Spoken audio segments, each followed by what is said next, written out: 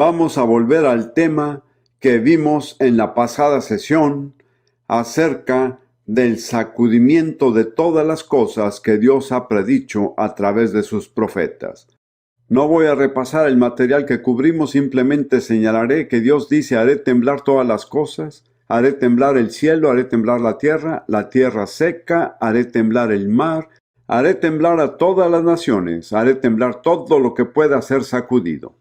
El propósito es que aquellos de nosotros que hemos recibido el reino y que no podemos ser conmovidos, podemos ser, por así decirlo, colados del resto de la humanidad. Bien, esta noche quiero que veamos una respuesta práctica. ¿Cómo hemos de responder? Si realmente creemos que Dios va a actuar tan claramente como dice que va a actuar, ¿qué nos corresponde hacer? ¿Nos quedamos sin hacer nada? ¿O acudimos a la Biblia para entender cuáles son las decisiones bíblicas y sensatas que debemos tomar?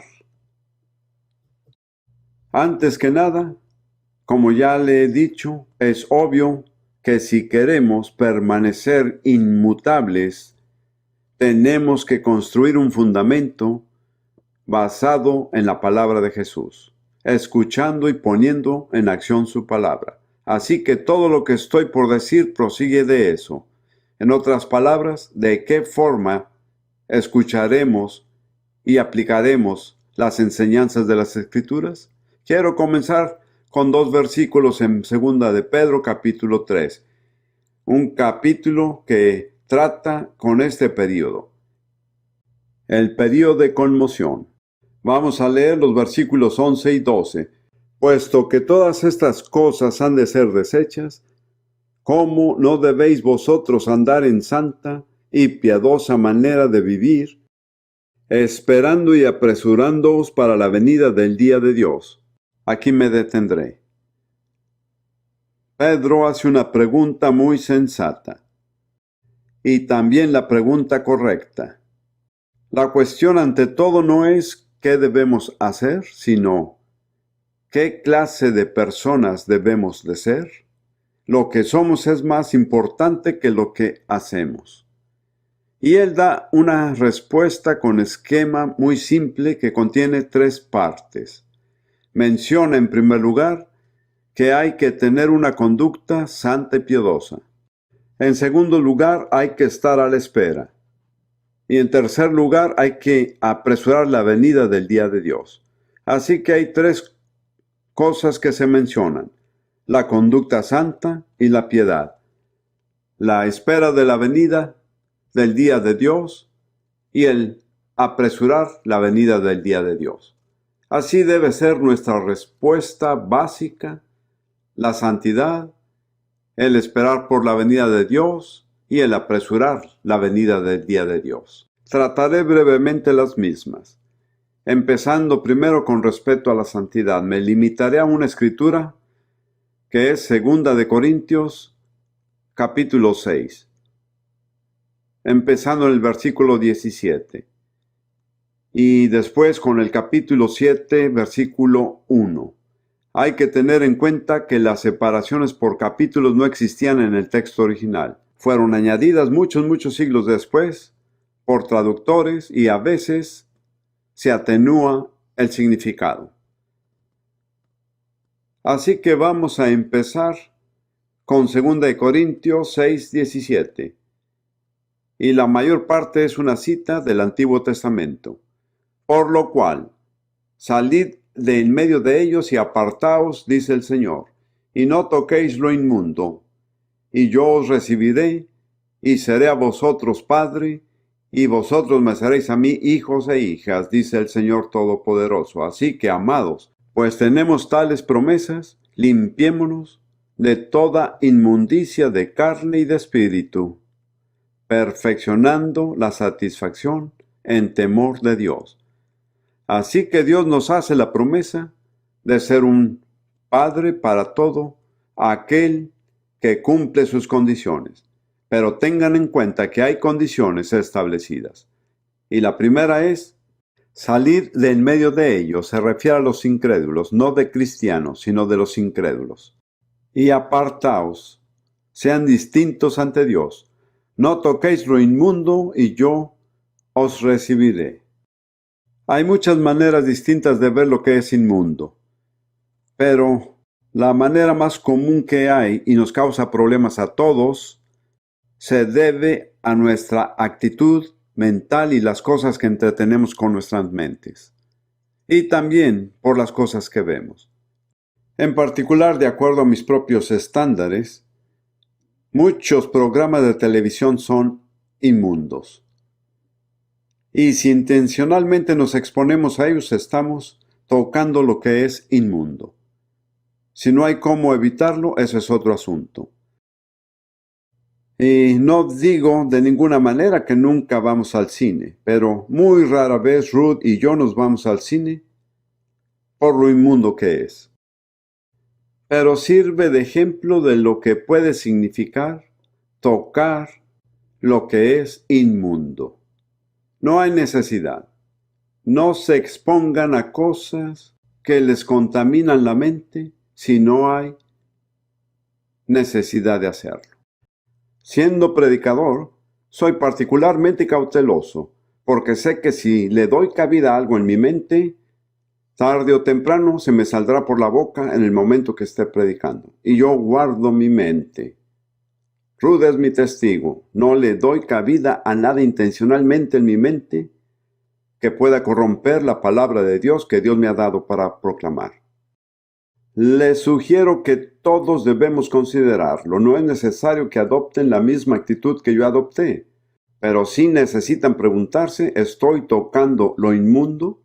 ¿Me expongo innecesariamente a cosas que contaminan mi espíritu? Jesús dijo, bienaventurados los de corazón puros, porque ellos verán a Dios. Y Proverbios dice, guarda tu corazón con toda diligencia, porque de él mana la vida. Todo lo que existe en la vida sale del corazón. Si tienen un corazón puro, tendrán una vida pura. Y si sus corazones son impuros, sus vidas serán impuras. Esa es una ley inmutable que gobierna toda conducta humana. Y recuerden, lo que pone en su corazón define el trayecto de tu vida. No puede guardar algo malo en el corazón y vivir bien, como tampoco puede guardar algo bueno y vivir mal. Así que lo que se guarda en el corazón define el curso de su vida. Entonces Dios dice, y seré a vosotros padre, y vosotros me seréis a mí hijos e hijas, dice el Señor Todopoderoso. Dios no se ofrece a ser padre incondicionalmente a cualquiera que lo desee. Él dice que seré padre si cumplen mis condiciones. Y entonces Pablo añade un por lo tanto. Al principio del capítulo 7, y algunos me han escuchado decir que si encuentran un por lo tanto en la Biblia, pregúntense por qué está ahí. Y este por lo tanto es debido a dos versículos. Por lo tanto, amados, puesto que tenemos tales promesas, limpiémonos. Hay cosas que Dios hace por nosotros y hay otras que debemos hacer nosotros mismos. Hay muchas facetas de la santidad que solo Dios puede cumplir. Pero aquí está algo que es nuestra responsabilidad de cumplir. Limpiémonos de toda inmundicia de carne y de espíritu. La inmundicia de la carne, que creo que la mayoría de nosotros tenemos una idea bastante clara de lo que implica. La perversión sexual, la embriaguez, la ira, el maldecir. Pero ¿y qué hay de la inmundicia del espíritu? Les diré algo que yo creo y que es todo tipo de contacto con lo oculto, es inmundicia del espíritu. Y muchos cristianos de hoy, a menudo y sin saberlo, se involucran en el ocultismo. Muchos cristianos leen los horóscopos. ¿No es así? Quizá ustedes no. Pero permítanme decirles que si hubieran vivido en Israel bajo la ley de Moisés y leyeran horóscopos, los hubieran castigado con pena de muerte. Así es como lo ve Dios. No me voy a poner a hacer una lista de cosas ocultas, no es mi objetivo. Pero descubrí que en mi propia vida me tomó bastante esfuerzo de mi parte para eliminar el ocultismo. Por ejemplo, en Cambridge, mi principal tema de estudio en el que escribí mi tesis doctoral fue la filosofía de Platón. Y hay muchas personas que admiran a Platón. Se ven muchos cristianos que de hecho hay un tipo de cristianismo llamado neoplatonismo. Limpiémonos de toda inmundicia de carne y de espíritu, perfeccionando la santificación en temor de Dios. Esa es la responsabilidad que se nos da.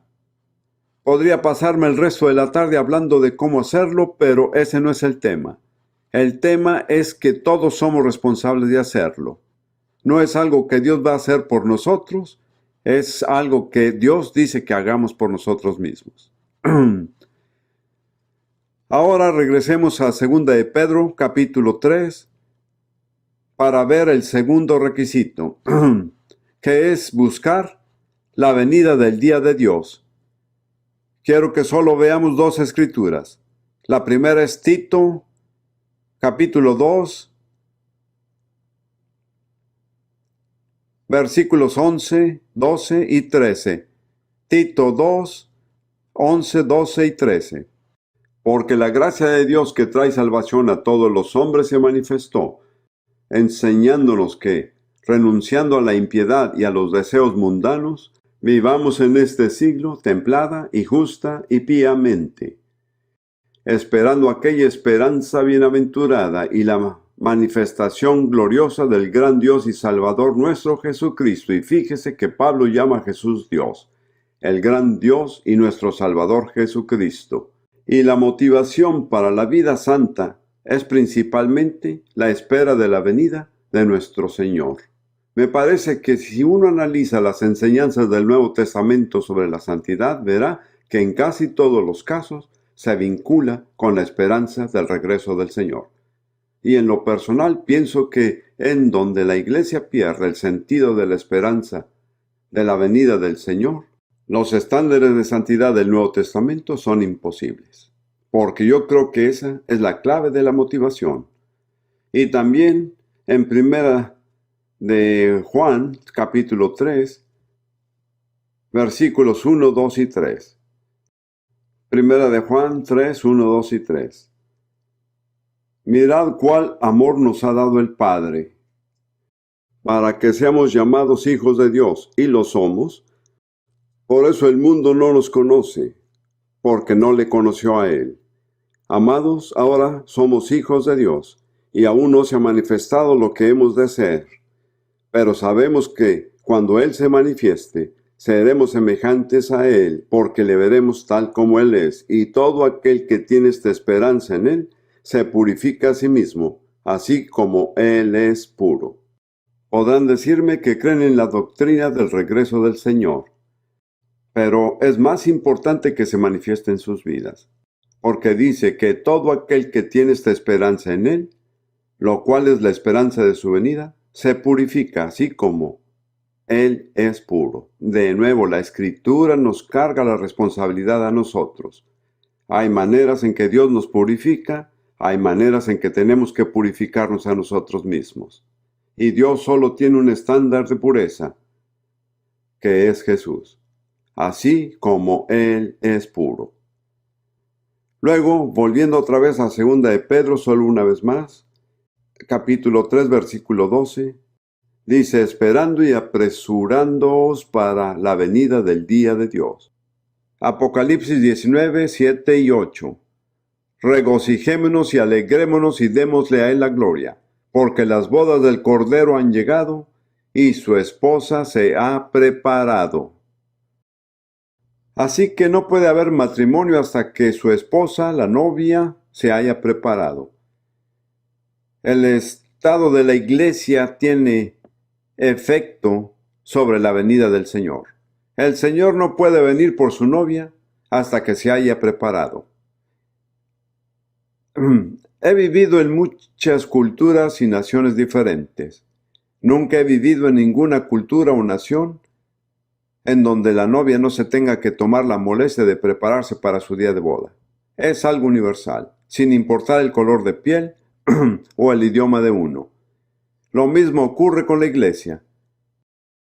La iglesia tiene que prepararse.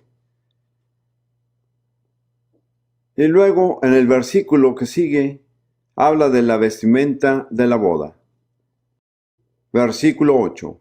Y le fue dado que se vista de lino fino, limpio y brillante, porque el lino fino son las justificaciones de los santos. Noten la palabra. Tenemos que usar lino puro, blanco y brillante. Y el lino brillante son las acciones justas de los santos. Cuando ustedes y yo creemos sinceramente en Jesús, le entregamos la vida a Él, su justicia es puesta en nosotros. Y la Escritura dice que somos justificados como considerados justos. Pero no es eso lo que la Escritura está hablando. Se trata de las acciones justas de los santos. Tenemos que pasar de la justicia interna a la justicia externa. Y de eso estará hecha la tela de nuestro vestido de boda. De las acciones justas de los santos. Me he permitido a mí mismo decir de vez en cuando, según mi observación, que a la iglesia contemporánea le queda tela suficiente como para hacer un bikini. Pero eso no es adecuado para una boda. La otra forma en que se puede acelerar la venida del Señor es mediante la ejecución de nuestros actos justos, de manera que suministremos suficiente tela para hacer el tipo de vestido de boda que debemos llevar. Ahora, dejándole eso como un fundamento, quiero hablar de las 4 maneras prácticas de expresar nuestra obediencia a la palabra de Dios. En primer lugar, está alinearse con el propósito de Dios o propósitos, pero es propósito. Dios tiene un propósito que es claramente revelado desde el inicio en el Nuevo Testamento. Dios nunca ha cambiado su propósito. Se mantiene persistente en su objetivo. Y esto se menciona en un pasaje muy familiar que llamamos el Padre Nuestro. En Mateo 6, 9 y 10. Padre nuestro que estás en los cielos, santificado sea tu nombre. Eso es un acercamiento. No es una oración, es un acercamiento. Y la primera oración determinada es: venga tu reino. Sea hecha tu voluntad en el cielo como en la tierra. ¿Cuál es el objetivo principal de Dios? Es que venga su reino. Y solo podemos alinearnos con Dios y con su propósito cuando estamos alineados con la venida del reino de Dios. Y cuando todo lo que hacemos se dirige finalmente hacia la venida del reino de Dios. En el mismo capítulo de Mateo, versículo 33, dice: mas buscad primeramente el reino de Dios y su justicia, y todas estas cosas os serán añadidas. Y cuando Dios pone algo primero, significa primero, no segundo o tercero. En otras palabras, nuestra mayor preocupación en la vida tiene que ser la venida del reino de Dios. Soy lo suficientemente ingenuo para creer que no existe otra solución para los males de la humanidad. Cada día nos confrontan a través de los medios de comunicación todo el dolor y el tumulto de la humanidad. En lo personal, a mí me parece que la gente es ingenua al creer que el hombre puede solucionar el problema por sí mismo. Me sorprendió un poco que el presidente Bush, con respecto a la guerra del Golfo Pérsico, haya dicho que se estaba iniciando un nuevo orden de justicia. Me pareció una declaración muy ingenua para un líder de una nación tan grande. Me conformo con decir que no me convence su nuevo orden mundial, no me impresiona. Pero el hombre lleva cientos de años pretendiendo que puede resolver sus propios problemas, trayendo paz y justicia a la tierra. Yo diría que quizás actualmente estamos más lejos de lo que hemos estado en cualquier momento de la historia humana. Yo no me avergüenzo de decir que para mí la única solución realista para la raza humana es el establecimiento del reino de Dios en la tierra bajo su designado gobernante Jesucristo. Me parece que es una evaluación realística de la situación del mundo y de la naturaleza del hombre. Por lo tanto, estoy comprometido con la venida del reino de Dios. Y a medida que lo lleve dentro de mí, con muchas debilidades y fragilidades, mi vida se dirige hacia ese fin. Yo soy un predicador, tengo un ministerio de enseñanza. Y por la gracia de Dios, mis enseñanzas han llegado prácticamente a cada nación del mundo, por varios medios: la radio, en video, en cintas de audio e impresos. Esa es la expresión práctica en mi vida de mi compromiso con la venida del reino de Dios. Bien, ustedes no están llamados a ser lo que yo soy, pero sí están llamados a hacer algo. Antes que nada, establezca bien sus prioridades. El reino de Dios no se busca solo cuando es conveniente o después de ocuparse de todo lo que le preocupa. Se busca primeramente. Y si Dios dice que es lo primero, significa lo primero.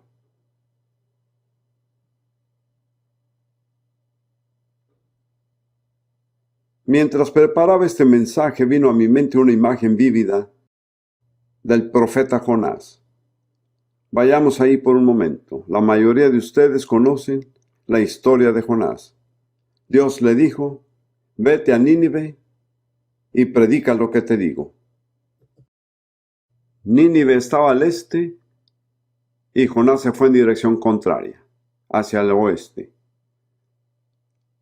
Y la razón por la cual no quería predicar en Nínive era que temía que la gente se arrepintiera. Y Nínive era el principal enemigo político de su pueblo, Israel. Así que no quería hacer nada que pudiera promover su causa. Esa es mi opinión personal. Y lo extraordinario, cuando Dios consiguió las cosas con Jonás a su manera, sucedió el acontecimiento más grande de conversión que se haya documentado en la historia: la ciudad entera. Se estima que al menos 600,000 personas se convirtieron. Pero antes de eso, Jonás tuvo que aprender una lección. Y esto es muy interesante. Él vivía en las montañas de Galilea. Y cuando le dio la espalda a Dios, cada paso que dio después fue un paso para mal. Se fue de las montañas a las llanuras, de las llanuras al puerto, del puerto al barco. Y ahí no se acaba. Del barco fue a dar al mar. Y que nos sirva de advertencia para cada uno de nosotros. Si le dan la espalda a Dios, cada paso que tomen será un paso para mal. Bueno, Dios siguió persiguiendo a Jonás, y cuando el barco navegó, dice, Dios envió una tormenta al mar. Y todos estos paganos comenzaron a clamar a Dios y a pedirle ayuda. ¿Y dónde estaba Jonás? El que conocía al Dios verdadero, el que tenía la respuesta. Leamos. Versículo 5: y los marineros tuvieron miedo, y cada uno llamaba a su Dios. Y echaron a la mar los enseres que había en la nave, para descargarla de ellos. Pero Jonás había bajado al interior de la nave y se había echado a dormir. ¿Por qué se durmió? Por su mala conciencia. No podía enfrentar a la vida. Y el capitán de la nave, que no era creyente, se llegó a él y le dijo: ¿Qué tienes, dormilón? Levántate y clama a tu Dios. Quizá Él tendrá compasión de nosotros y no pereceremos. Actualmente hay muchos Jonases en el mundo. Han recibido el llamado de Dios, saben muy bien lo que Dios quiere que hagan, pero como no les conviene, le dan la espalda a Dios y entonces, mientras la tormenta sacude al mundo, ¿dónde están? Abajo en el fondo de un barco, en un profundo sueño. ¡Qué situación tan trágica! Aquí tenemos algunos Jonases presentes. Saben que Dios los ha llamado y deliberadamente le dieron la espalda. ¿Y quién sabe cómo llegaron aquí esta noche? Pero voy a darles una oportunidad más adelante en este servicio para que cambien de parecer. Así que piénsenlo bien. Imagínense, el único hombre que conocía al verdadero Dios, el único hombre que tenía la respuesta. Todos los paganos a su alrededor oraban sinceramente y él estaba abajo en los costados del barco, durmiendo. ¡Qué imagen tan vívida de tantos cristianos de hoy! En un barco dormidos por no estar dispuestos a enfrentar la realidad. Muy bien, esa es la primera de mis recomendaciones. Hay que alinearse con el propósito de Dios, que es la venida de su reino. Nunca ha variado, nunca ha cambiado. Ese es su objetivo. Número 2. Cultivar la resistencia. Volvamos a Mateo 24, al versículo que cité, que fue el versículo 14. Y será predicado este evangelio del reino en todo el mundo, por testimonio a todos los gentiles, y entonces vendrá el fin. Pero el versículo anterior dice: mas el que perseverare hasta el fin, éste será salvo. Y Jesús ha estado hablando de todos los problemas y angustias y dolores que van a llegar a la nación.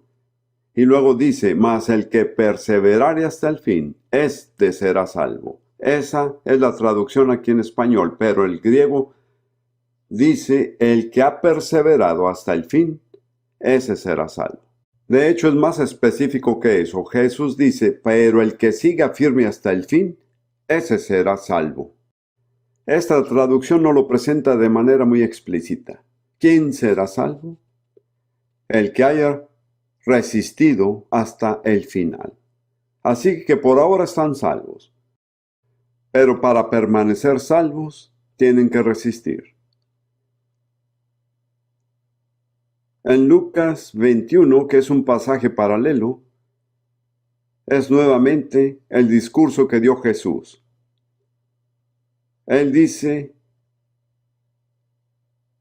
en el versículo 17 y los que siguen: y seréis aborrecidos de todos por causa de mi nombre. Obviamente se debe referirse a los cristianos, ya que es la gente odiada por el nombre de Jesús. Esa es una de las promesas que la gente no pone en su caja de promesas. La próxima promesa tal vez sí: mas un pelo de vuestra cabeza no perecerá. Bien, eso se refiere a la resurrección. Porque muchos cristianos que fueron martirizados, sus cuerpos fueron destruidos. Pero en la resurrección, si logran conseguirla, saldrán con todo y cabellera tupida. No les faltará ni un pelo. Esa es una garantía de Jesús.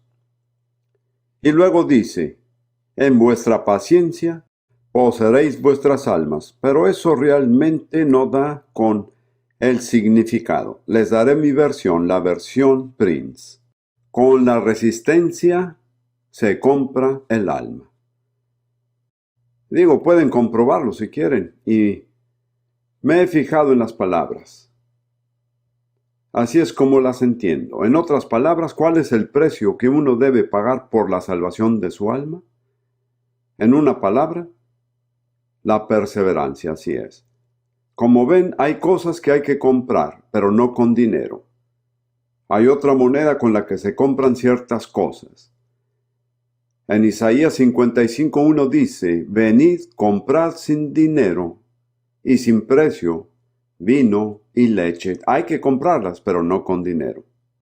En la parábola de las vírgenes prudentes y fatuas, a las necias que no traían suficiente aceite, las sabias les dijeron, ve y comprar aceite. Pero mientras que fueron a comprar, vino el novio y se lo perdieron todo. El aceite siempre ha sido un tipo del Espíritu Santo. No se puede comprar al Espíritu Santo con dinero, pero hay que comprar al Espíritu Santo con la oración, con la búsqueda de Dios, con el tiempo que pasa en la palabra. De lo contrario, cuando la lámpara se les agote, no tendrá nada con qué reabastecer. Y luego, en Apocalipsis 3, dirigiéndose a la iglesia de la Odisea, Jesús dice, yo te amonesto que de mí compres oro refinado en fuego y vestiduras blancas. No se compran con dinero, pero se compra. Y según lo entiendo, aquí en Lucas Jesús dice que uno tiene que comprar la salvación de su alma con su perseverancia. Si no perseveran, se perderán. Luego está la escritura que Rudy y yo proclamamos. Tened por sumo gozo cuando cayeres en diversas tentaciones. ¿Pueden decir esto? Sé que podrían decir las palabras, pero ¿son ciertas? La razón por la cual proclamamos esta escritura es porque Dios nos persuadió, nos trajo convicción, porque no era así con nosotros. Siempre que nos tocaban pasar por ciertas pruebas, y no recuerdo que nos hayamos quejado, pero ciertamente no fueron un gozo, tuvimos que confesarlo como pecado. Estamos tratando de mejorar. Santiago dijo que lo tengan por gozo cuando caigan en pruebas. ¿Por qué? Porque la prueba de vuestra fe obra paciencia. He observado en el Nuevo Testamento que cada prueba que un cristiano pasa es finalmente una prueba de la fe. Puede tomar muchas formas, pero lo que está siendo probado es la fe. Y entonces Santiago dice, mas tenga la paciencia perfecta su obra, no se frenen. No dejen de perseverar, no se rindan. Mas tenga la paciencia perfecta su obra para que seas perfectos y cabales sin faltarles nada. Les hice una pregunta, ¿cuántos de nosotros no quisiéramos ser perfectos y completos sin que nos falte nada? ¿Cuál es la condición? La perseverancia, así es. No hay forma de evitarlo. Solo hay una manera de aprender a perseverar. ¿Saben cuál es? Perseverando, así es. En la versión antigua se decía sufrimiento extenso. ¿Y saben cómo se aprende el sufrimiento extenso? Sufriendo por un tiempo extenso, no hay otra manera. Aunque les parezca gracioso, así es exactamente como es. Conozco a un hermano, una hermana ministra fue con él para recibir oración. Le dijo, hermano, quiero que ore por mí para que salga de esta situación, no puedo soportar al jefe para quien trabajo. Él le dijo, no voy a orar, no ha sufrido lo suficiente.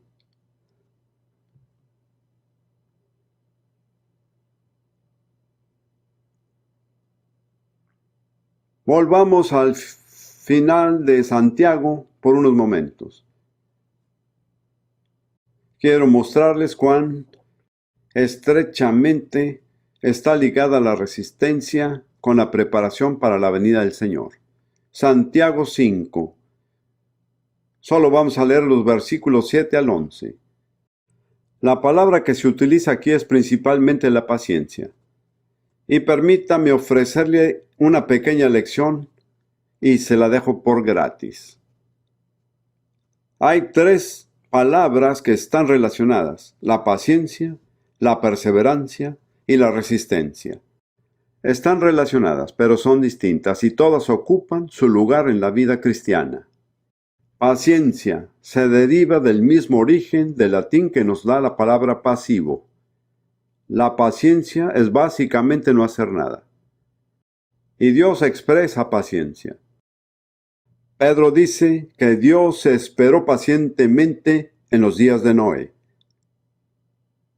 Dios no hizo nada. Por 120 años dejó al hombre que siguiera su curso. Mucha gente ha llegado a la conclusión de que Dios es indiferente. No es así. Es la paciencia de Dios. Con frecuencia Dios ejerce paciencia y no hace nada. Dirán, ¿cómo pudo dejar que Hitler se saliera con la suya? La paciencia de Dios. La paciencia de cierta forma y en el buen sentido es hacer nada. Y luego hay la perseverancia, que se podría interpretar como algo que se hace persistentemente, haciéndolo seguido y continuamente sin parar. Y luego la resistencia, que es la palabra que estamos viendo. Y la palabra griega significa permanecer abajo de. Si uno está abajo de presiones y resistir, significa quedarse ahí. Significa aguantar, sin tratar de escaparse. Así que tenemos esos tres aspectos de la conducta cristiana: la paciencia, la perseverancia y la resistencia, y todos se aplican a la preparación de la venida del Señor. Así que voy a leer unos cuantos versículos de Santiago 5, comenzando en el 7. Pues hermanos, tened paciencia hasta la venida del Señor. ¿Saben? He observado que para la mayoría de los hombres siervos del Señor, lo más difícil es lograr la paciencia. Creo que las mujeres son mejores en la paciencia que los hombres. Quiero decir que había sido cristiano por 30 años antes de darme cuenta de que el pecado que me acosaba era mi impaciencia. Ni siquiera fui convencido de ello. Y cuando comencé a lidiar con ello, me di cuenta del control que tenía sobre mí. Bien, vamos a seguir. Mirad cómo el labrador espera el precioso fruto de la tierra, aguardando con paciencia hasta que reciba la lluvia temprana y tardía. Tened también vosotros paciencia, confirmad vuestros corazones, porque la venida del Señor se acerca. Hermanos, no os quejéis unos contra otros, para que no seáis condenados. He aquí, el juez está delante de la puerta. Hermanos míos, tomad por ejemplo de aflicción y de paciencia a los profetas que hablaron en nombre del Señor. Me encuentro con mucha gente que pretenden ser profetas, pero no me parece que estén siguiendo el patrón bíblico, porque ser un profeta no tiene nada de glamoroso según la Biblia. Es doloroso. Significa el aislamiento, la persecución. Yo prediqué una vez en Ghana, África, sobre los ministerios de los apóstoles, los profetas, los evangelistas. Tenía una audiencia como de 3,000 personas. La mayoría eran hombres jóvenes. Así que después de haber tratado con el ministerio del apóstol por un tiempo largo, les pregunté: ¿cuántos de ustedes quisieran ser apóstoles? ¿Tiene alguien una Biblia versión NBI? ¿Alguien cerca de mí? Prometo devolverla. Muchas gracias. Así que muchos levantaron la mano. Y les dije: esperen un momento. Déjenme leerles la descripción del trabajo antes de que soliciten el puesto. Busqué 1 Corintios, capítulo 4, que es muy vívida en la versión NBI. Eso es lo que dice.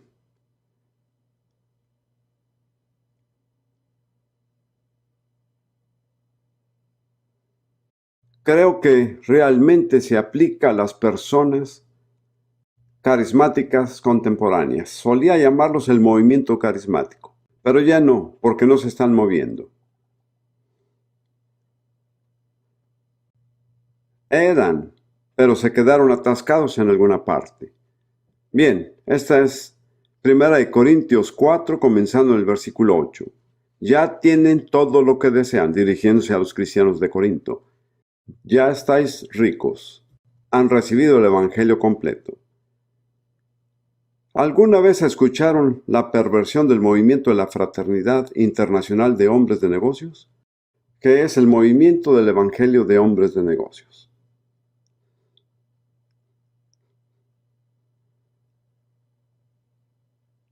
Me encantan esos hermanos. He compartido con ellos muchas veces.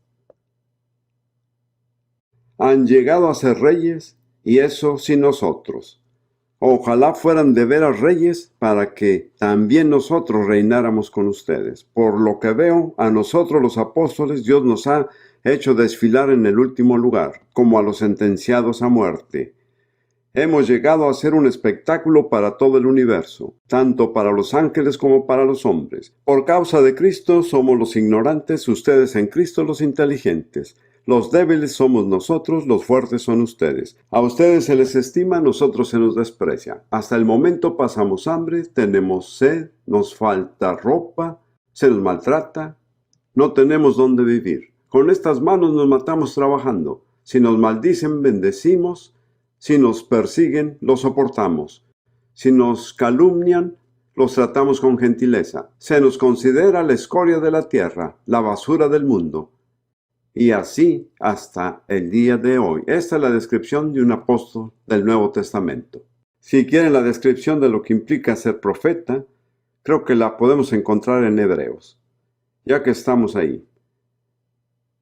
Hebreos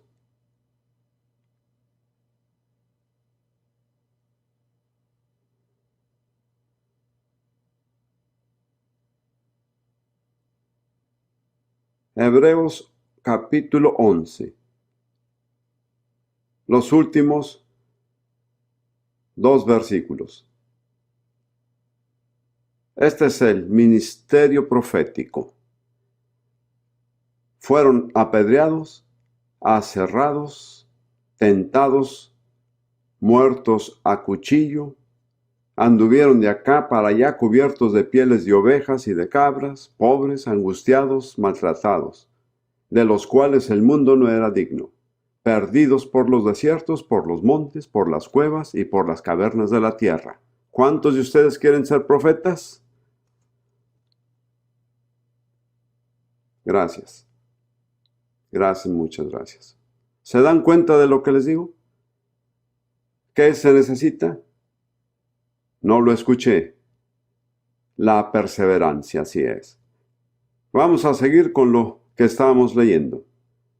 Regresemos al versículo 10 de Santiago 5. Hermanos míos, tomad por ejemplo de aflicción y de paciencia a los profetas que hablaron en nombre del Señor. No es un ejemplo de glamour, sino de sufrimiento. He aquí, tenemos por bienaventurados a los que sufren. Habéis oído la paciencia de Job, y habéis visto el fin del Señor, que el Señor es muy misericordioso y piadoso. Si repasan esos versículos, encontrarán que el tema es la paciencia, la perseverancia y la resistencia. Y ese es el patrón para el pueblo de Dios, que se prepara para el regreso del Señor. Les diré que me predico estas palabras como lo hago con ustedes aquí. Tiemblo muchas veces cuando escucho la manera irresponsable en la que la gente de hoy habla de los ministerios y los dones. Es difícil tener un ministerio en el cuerpo de Cristo. Entre más daño haga el diablo, más luchará contra uno. Si no están preparados para el conflicto y la agonía, mejor renuncien.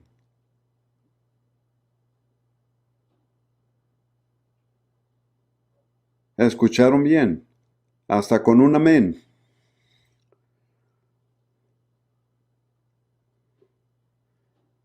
Muy bien, estamos llegando al siguiente. Este es el número 3. Se pone aún peor. ¿Saben lo que es? Es estar esperando. La importancia de la espera es casi totalmente ignorada en la iglesia contemporánea, al menos con la gente con la que me junto. Y sin embargo es algo esencial de nuestra preparación para el regreso del Señor. Hebreos capítulo 9, versículo 28.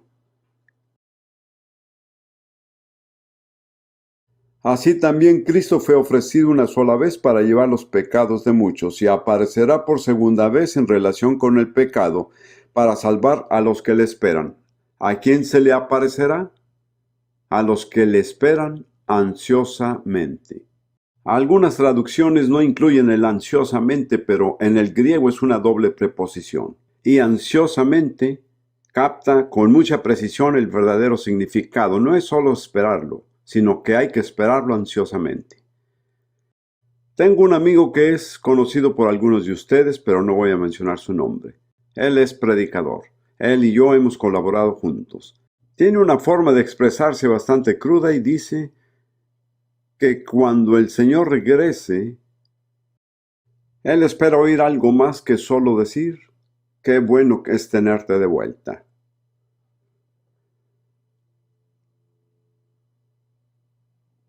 Si esperamos ansiosamente, tendremos algo más que decir. Y luego, en 1 Tesalonicenses, un pasaje muy notable. Capítulo 1, versículos 9 y 10, que habla del testimonio de los no creyentes a la experiencia de los cristianos de Tesalónica. Leamos. Porque ellos cuentan de nosotros cuál entrada tuvimos a vosotros y cómo os convertisteis de los ídolos a Dios, para servir al Dios vivo y verdadero, y esperar a su Hijo de los cielos, al cual resucitó de los muertos, a Jesús, el cual nos libró de la ira que ha de venir.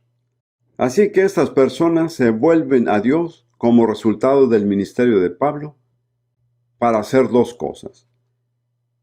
Y no hay ninguna indicación de que una sea más importante que otra. Servir al Dios vivo y esperar a su Hijo del cielo.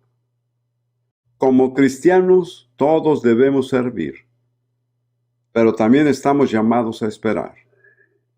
Y he hablado con ministros y obreros cristianos en muchos lugares, y a veces les hago esta pregunta. ¿Cuál requiere de más fe? ¿Trabajar o esperar? Y nunca he tenido a nadie que me conteste que se necesita más fe para trabajar que para esperar. La verdadera prueba de fe está en la espera. Y es una prueba a la que todos estaremos sujetos, porque todos estamos llamados a apartarnos de los ídolos para servir a Dios, para esperar a su Hijo. Páseme mi Biblia, la NBI, por favor.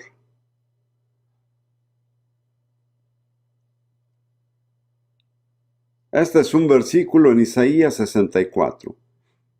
Versículo 4, que es tan intenso que me gusta citar esta versión aquí. Capítulo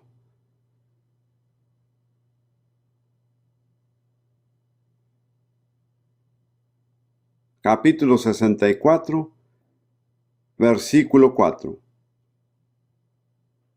Este describe un aspecto único del verdadero Dios. Y dice, desde la antigüedad no se ha escuchado, ni el oído ha percibido, ni el ojo ha visto a ningún Dios fuera de ti, que actúe a favor del que en él espera. ¿Cuál es la única característica que distingue de Dios? Él actúa en nombre de los que hacen, ¿qué cosa? Esperar en él. Gracias. Tal vez la necesite nuevamente. Quédese por aquí cerca. Muy bien. Vamos a Juan capítulo 9, versículo 4. Un versículo que citó un hermano mientras orábamos. Tal vez no lo recuerda. Juan 9:4. Jesús dice, nosotros. Esta es una traducción mejor que decir yo. Nosotros debemos hacer las obras del que me envió mientras es de día. La noche viene cuando nadie puede trabajar. ¿Lo entendieron? Vendrá sobre la tierra una noche de oscuridad en la cual el trabajo se acabará y solo haremos una cosa, que es esperar. Así es. Estaremos esperando contentos si es que hemos cumplido con nuestro trabajo. Pero será increíblemente frustrante cuando caiga la noche y digan, pero si debía haber hecho aquello, debía haber hecho lo otro. Para entonces será muy tarde. Se acerca la noche cuando nadie puede trabajar. Lo único que podemos hacer es esperar y no sabemos por cuánto tiempo tendremos que esperar. ¿Saben lo que he notado acerca de las pruebas de Dios? Casi nunca nos dice, esta es una prueba y si aguantas por 6 meses, la pasas. Y hay quienes de nosotros llegamos a 5 meses y 29 días y nos rendimos. No sabíamos que solo nos quedaba un día más. No se rinda nunca. No hay antecedentes en la Biblia de darse por vencido. Dios decide por cuánto tiempo durará la prueba.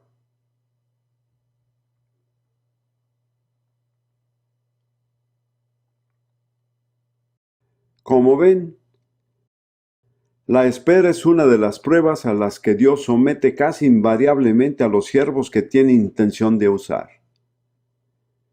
Les daré solo una pequeña lista. Abraham.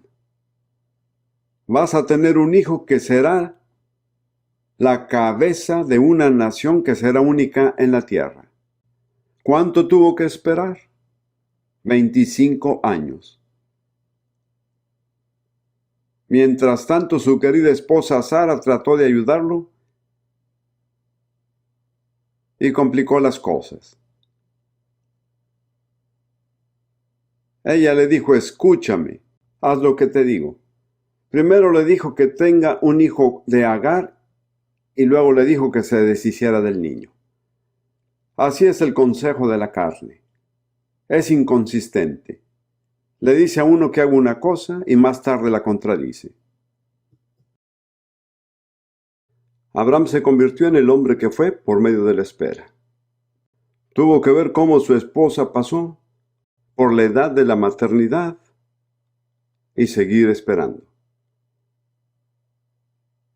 Me sorprende que Abraham sea tan altamente valorado en la Biblia, porque ¿qué hizo? Bueno, esencialmente él era un ganadero próspero, que anduvo por la parte extrema del este del Mediterráneo, cuidando de sus rebaños. No hizo nada dramático, hasta que llegó el momento en que estuvo dispuesto a ofrecer a su hijo Isaac. Frecuentemente me pregunto, ¿qué tiene Abraham? ¿Qué hizo que Dios lo estimara a tal grado que fue llamado el amigo de Dios? No estoy seguro de saber la respuesta, pero creo que una manera en que se ganó el favor de Dios fue esperando. Pueden llegar a perder el favor de Dios si no esperan. Y luego José. Me encanta la lectura del Salmo 105 que habla de José. Pienso que me puedo identificar con esto en cierta medida por mis propias experiencias. Salmos 105, versículo 17 y los que siguen. Envió un varón delante de ellos, a José, que fue vendido por siervo. Afligieron sus pies con grillos En hierro fue puesta su persona. Alguien había dicho que el hierro también entró en su alma. Hasta la hora que llegó su palabra, el dicho de Jehová le probó. Como ven, esa es una prueba. El Señor les hace una promesa gloriosa, grande, y después de hacerlo, todo saldrá al contrario. En lugar de convertirse en el príncipe de sus hermanos, termina en Egipto en la cárcel, y no me puedo imaginar un peor lugar que ese. ¿Qué hacía Dios con él? Probándolo. ¿Cuál fue la prueba? La espera. Y si quiere, vemos a los demás. Moisés. En Números 12, versículo 3, Moisés fue el hombre más manso de la tierra. ¿Cómo aprendió Moisés la mansedumbre? Esperando 40 años. Una vez le preguntaron a un predicador, ¿por qué Dios hizo esperar a Moisés 40 años? La respuesta fue porque no pudo hacerlo en 39. Dios no acaba hasta que la prueba se haya completado. Cuando a Moisés se le ocurrió por primera vez que podía liberar a Israel de Egipto, era un joven muy arrogante. 40 años más tarde, era el hombre más manso de la tierra. Y nadie, excepto Jesús, ha ejercido nunca la autoridad que Moisés ejerció. Entonces, si quieren tener autoridad, ¿saben lo que necesitan cultivar? La mansedumbre. Dios no le puede confiar su autoridad a los arrogantes, a los orgullosos, a los ególatras. Tuvimos una palabra profética que decía esto de muchas maneras. ¿Saben cuál es la condición para el ascenso en el reino de Dios? Es muy sencillo. Es humillarse a sí mismo. Todo aquel que se humilla será exaltado. Al igual que todo aquel que se enaltece será humillado. Así es. Ahí tienen la opción. Es una ley inalterable que gobierna el universo. Se habla de violar las leyes de Dios. Eso no es cierto. No rompemos las leyes de Dios. Las leyes de Dios nos quiebran a nosotros si las rompemos. Y luego pensemos en David por un momento. Otro joven al que hicieron enormes promesas de Dios. Y se pasó los siguientes no sé cuántos años, creo que posiblemente fueron 15, viviendo como él mismo describió, como un perro o una perdiz en las montañas, huyendo del hombre a quien iba a suceder como rey. ¿Por qué lo permite Dios? Más bien, ¿por qué lo ordena así Dios? ¿Qué busca? En una palabra, no lo escuché. La perseverancia. No se puede evitar la resistencia. ¿Saben a quién me refiero en este momento? A mí mismo. No se puede evitar la resistencia y entrar en las promesas de Dios. Pueden ir muy lejos, pero nunca llegarán si no pasan a través de la resistencia. Y justo en el momento cuando más se ve imposible aguantar, es cuando más hay que aguantar. No cedan. Quisiera decirles a muchos de ustedes individualmente, están en la prueba. Lo están haciendo bien. Solo aguanten. No se retraigan. No se den por vencidos. Dios es fiel. Me han preguntado que si tuviera un mensaje que dejar en posteridad, ¿cuál sería? Siempre he dicho que puedo contestar en 3 palabras. Dios es fiel.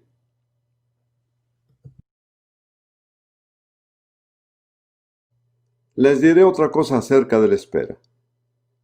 Nos hace más conscientes cada vez de nuestra dependencia de Dios. No puedo hacer que se haga. No puedo hacer que suceda. No sé cuándo vendrá. Solo dependo de Él. No sé si a ustedes, las damas, les suceda esto en sus casas, pero a nosotros nos pasó en Israel. A veces la luz falla por razones que no se pueden analizar. Y esto pasa mientras está uno cocinando o planchando. Y entonces llamamos y contactamos al electricista. Es el mediodía y dice, voy a tratar de llegar a las 4. ¿Qué hacemos durante 4 horas? Esperamos. Y 4 horas después nos damos cuenta de una cosa, necesitamos al electricista. Dependemos de él. La espera nos causa que alcancemos un nuevo nivel de conciencia de nuestra dependencia de Jesús. Bien. Por último, hermanos, intentaré hacer lo mejor que Pablo, que también dijo, y finalmente, hermanos, y escribió 2 capítulos más. Pienso que es necesario decir esto porque lo que he dicho hasta ahora de varias formas ha sido difícil de aceptar. Pero la cuarta recomendación que hago es que cultiven una actitud y una expectativa positiva. Y como saben, alguien dijo que todo el mundo nace optimista o pesimista. Y yo sé muy bien cómo nací. Nací pesimista. Además, fui creado para ser un pesimista. Mis padres fueron buenas personas, pero en mi casa, si no te preocupaba algo, tenías que preocuparte por el hecho de que no estabas preocupado. Y aún siendo salvo, bautizado por el Espíritu Santo y teniendo un ministerio, no había superado mi pesimismo. Y la forma en que se manifestó en mi vida fue en la depresión. Y aunque otras personas se salvaban, yo estaba luchando sin cesar contra esa nube oscura que me rodeaba. Y yo lo hice todo. Es decir, que conocía bien las Escrituras, sabía que tenía que considerarme muerto, y me consideré muerto tantas veces que esto perdió sentido. Pero no solucionó el problema. Y entonces un día estaba leyendo Isaías 61, versículo 3. Y leí, manto de alegría en lugar del espíritu angustiado. Y cuando leí esa parte, el espíritu de angustia, el Espíritu Santo me dijo, ahí tienes el problema. De repente me di cuenta de que no andaba lidiando conmigo. No fueron mis actitudes mentales, era un ser que me atormentaba día y noche. Me di cuenta de que era una persona que me conocía desde la infancia. Conocía todas mis debilidades, sabía exactamente cuándo atacarme. Además me di cuenta de que era lo que podemos llamar un espíritu familiar. Era un espíritu que había descendido a través de mi familia, era exactamente la misma condición en mi padre. Invoqué el nombre del Señor y fui liberado de ese demonio. Ah, sí, me salvé. Hablaba en lenguas, predicaba el Evangelio, pero necesitaba ser liberado de un demonio. Me sentía tan avergonzado que no se lo conté a nadie por 10 años. Y entonces el Señor me obligó a exponer mi situación al enfrentarme con una mujer endemoniada que estaba en mi púlpito. Acababa de predicar que no importaba lo que el diablo diga porque Dios tiene la última palabra. Había una mujer que se retorcía como una serpiente delante del púlpito, la misma mujer que tocaba el piano en nuestras reuniones de adoración. Sabía que tenía que demostrarlo o dejarlo de hablar. Así es como fui lanzado a hacerlo. Y la mujer fue liberada.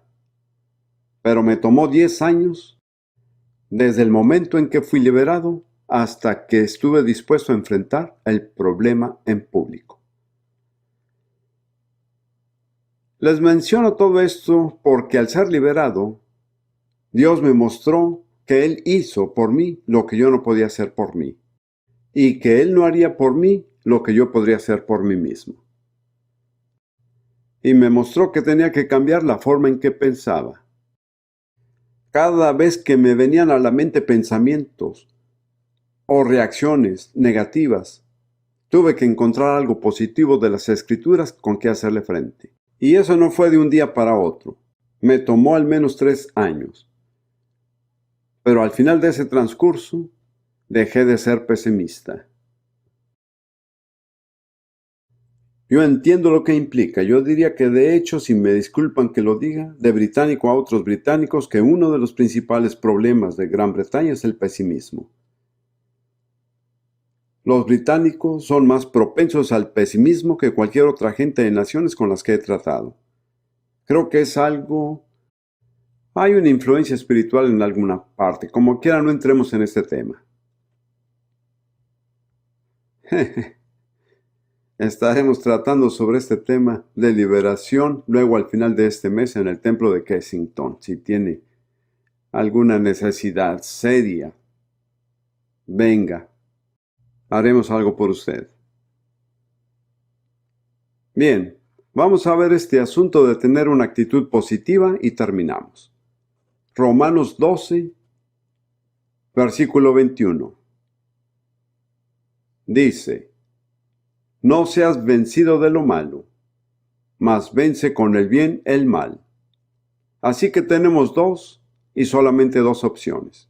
Podemos vencer o podemos ser vencidos, pero no hay nada en medio. Y cuando nos enfrentamos al mal, solo hay una cosa lo suficientemente fuerte para vencer el mal, y eso es el bien. No podemos adoptar una actitud negativa, no podemos decir simplemente que no es mi problema. Tenemos que practicar activamente lo que es bueno. No sean vencidos de lo malo, sino vence con el bien el mal. Y Romanos 8, 35 en adelante, dice: ¿quién nos apartará del amor de Cristo?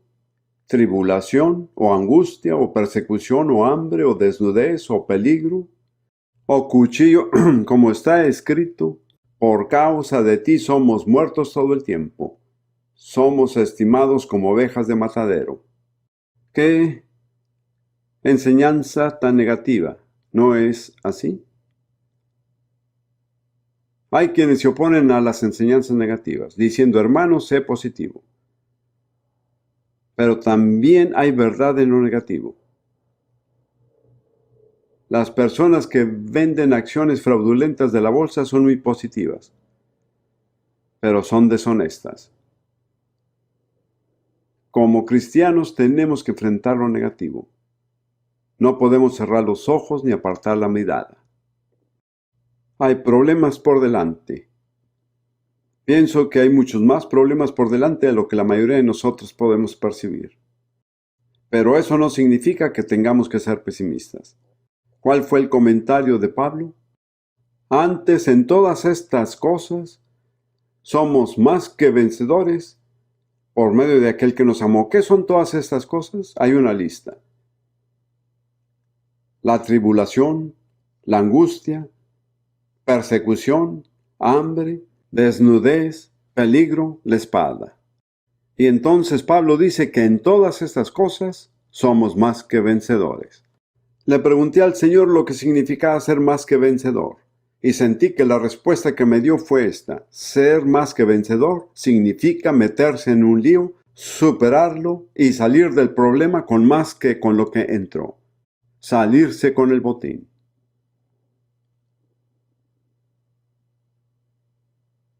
Primera de Juan, capítulo 4. 2 escrituras más. Primera de Juan 4:4. Hijitos, vosotros sois de Dios, y los habéis vencido a los malos, porque el que en vosotros está es mayor que el que está en el mundo. En realidad, qué increíblemente estúpido es el diablo al pensar que podía vencer a Dios. Quiero decir, tanta estupidez abruma. Se trata del Dios que creó todo el universo y que lo mantiene en perfecto orden. Y un ser creado se pone a desafiar a Dios. Un filósofo estadounidense dijo que el diablo es un ridículo total. No estoy usando palabras vanas, solo estoy señalando que es la estupidez más grande lo que el diablo ha hecho. Pero el que está en nosotros es mayor que el que está en el mundo. Repítanlo conmigo porque me parece que lo necesitamos decir. El que está en nosotros es mayor que el que está en el mundo. Nuevamente, el que está en nosotros es mayor que el que está en el mundo. Ahora, si quieren hacer esto, busquen a alguien cerca de usted, vuélvase a él, mírelo a los ojos y diga: el que está en mí es mayor que el que está en el mundo. Vamos a hacerlo. El que está en mí es mayor que el que está en el mundo. Amén. Bien. ¿Saben por qué hago esto? Porque es bastante fácil dirigirse a Dios y no sentirse avergonzado. Pero cuando mira a alguien a los ojos y se lo dicen, se darán una idea de qué tan en serio lo dicen. Muy bien. Una escritura más y ya terminamos. Apocalipsis 21, versículo 7. Apocalipsis 21, 7.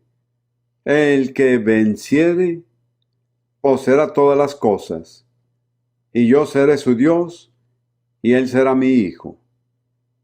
He buscado en el Nuevo Testamento y no he podido encontrar ninguna promesa, excepto para aquellos que vencen. Y solo hay dos opciones: vencer o ser vencido. Todos nosotros, cada uno de nosotros, tenemos que tomar una decisión. Yo puedo vencer, mayor es el que está en mí que el que está en el mundo, pero tengo que decidirme. Tengo que cumplir las condiciones. Ahora, creo que solo necesito aplicar lo que he estado diciendo. Sentí, cuando el Señor me dio este mensaje, que iba a haber algunos Jonases aquí esta noche, quienes escucharon el llamado de Dios y lo rechazaron. Y tal vez han estado abajo en los costados de un barco dormidos. Pero por alguna obra de la providencia de Dios llegaron aquí esta noche y han escuchado esta descripción y se dan cuenta de que los describe a ustedes. Soy un Jonás, huyo de Dios. Y cada paso que he dado desde que le he dado la espalda a Dios ha sido un paso a mal. Pero ahora, esta noche, quiero volver a Dios. Quiero reconocer mi rebeldía y regresar a Él y entregarle mi vida a Él. Cristianos, ¿pueden orar? Si hay algún Jonás aquí esta noche, queremos decirle que Dios aún lo ama. Los amamos. Queremos ayudarlo, pero tienen que tomar la decisión. Si quiere volver a Dios esta noche, hay que hacer una cosa sencilla. Donde quiera que esté en este auditorio, póngase de pie ahora mismo y diga: soy un Jonás, he estado huyendo del Señor y quiero volver. Donde quiera que esté, estoy muy seguro de que al menos hay uno aquí esta noche. Que Dios lo bendiga. Que Dios lo bendiga. ¿Alguien más? Otro Jonás. Bendiciones. Estoy seguro de que había una mujer aquí esta noche. Solo manténgase de pie porque este es un momento importante. Allá hay otro. Que Dios la bendiga, mi querida hermana. Que Dios lo bendiga, que Dios lo bendiga. Que Dios lo bendiga. Ahora bien, no se pongan de pie a menos que concuerden que han escuchado el llamado de Dios y han oído. Ahora quieren volver. Alabado sea Dios. Dios me mostró que habrían Jonases esta noche. Escuchen, quiero que hagan otra cosa. Esto no será fácil, pero marcará la diferencia. Si pueden salir de sus asientos y sea como sea, bajen acá y pónganse aquí delante del púlpito. Por favor, gracias. Tienen que salirse de donde están. ¿Me entienden? Quedarse en una sola posición es... Ahora, Hermano Ken, ¿dónde está? Si tenemos consejeros aquí, bueno, creo que tenemos que enviarlos a otro salón. No me imaginé que conseguiríamos esta cantidad de personas. Solo quiero decirles que me hace muy feliz el verlos aquí esta noche. Quiero que sepan que Dios los ama. Él nunca ha renunciado a ustedes, ¿entienden? Puede que ustedes hayan renunciado a Él, pero Él nunca ha renunciado a ustedes. Gracias, Señor. Ahora quiero que repitan esta sencilla oración después de mí. Esperaremos un momento a que venga la gente. Sé que algunos de ustedes necesitan irse, ya es tarde, pero hagan el esfuerzo de quedarse si pueden. No les dé pena si tienen que irse.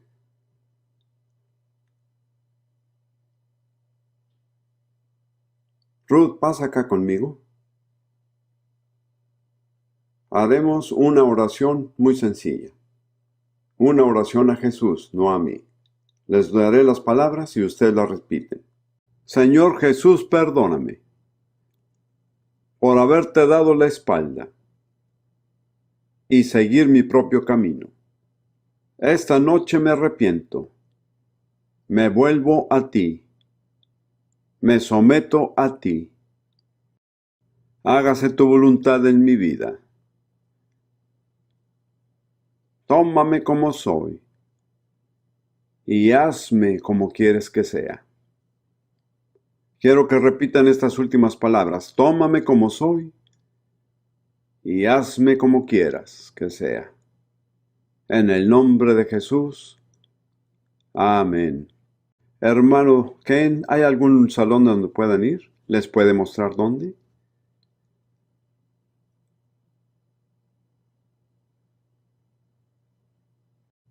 Mientras están siendo dirigidos, solo quiero dar una oportunidad más. Si hay alguien aquí esta noche que nunca ha vuelto a nacer, que nunca ha formado parte de la nueva creación de Dios y que quieren ser parte de esa nueva creación, a los que se presentaron como Jonases, vayan por favor por ese lado.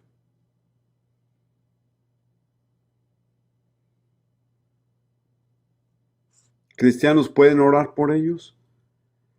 Algunos de nosotros sabemos por experiencia propia lo difícil que es volver a Dios cuando uno se ha alejado, pero esta es su oportunidad. Dios me mostró que incluyera esa parte de Jonás porque iba a haber algunos aquí. Ahora, no vamos a prolongar más estos, pero si nunca han vuelto a nacer, no saben con certeza que sus pecados han sido perdonados por causa de Jesús y nunca han entregado su vida a Él como Salvador ni lo han confesado como Señor, que no conocen la paz que viene a través del perdón del pecado, pero les gustaría llegar a conocerla. ¿Podrían hacer lo mismo que hicieron los demás? ¿Podrían ponerse de pie donde quiera que estén? No se avergüencen. No se avergüencen. Sería una tragedia si llegaran a salir de aquí sin haber llegado a conocer a Jesús personalmente. No nos vamos a extender en esto. Tengo la sensación de que hay por lo menos una persona y que está luchando. Cristianos, oremos por un momento.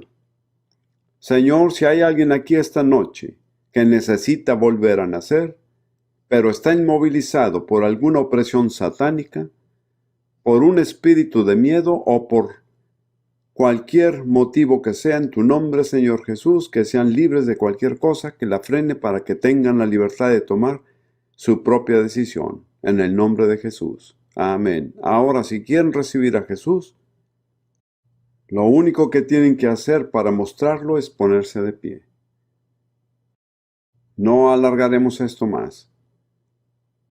Tengo una sensación tan fuerte de que hay alguien aquí. Hay alguien ahí de pie. Que Dios lo bendiga. ¿Cómo vamos a regresarnos a casa sin usted?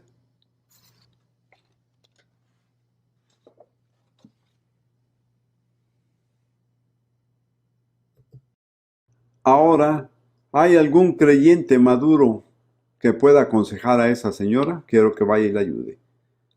¿Hay alguien aquí? Bien, vaya con la señora que está de pie, vaya y hable con ella. Ore con ella y ayúdela. ¿Cuántos de nosotros podemos decir gracias, Jesús?